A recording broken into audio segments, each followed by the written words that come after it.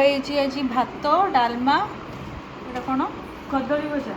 कदली भजा भेंडी भजा कखारु पत्र छतु सलाड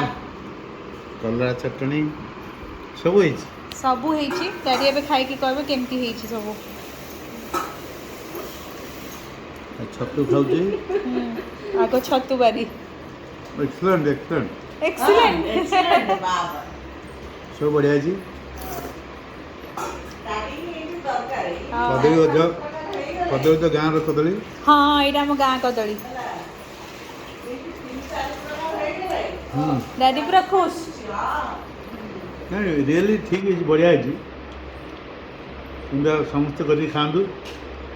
आत्मसंतोष हम हाँ मोर भी आत्मसंतोष देह भी ठीक सादा खाइले देह ठीक हम मैंने सब बिना पेड़ रसुण रोसे है आम ठाकुर भक्त बिना पेड़ रसुण रोसे आ बेसी पायस प्याज रसुण सब देह को खराब कर जी बुझी सी ठीक बुझी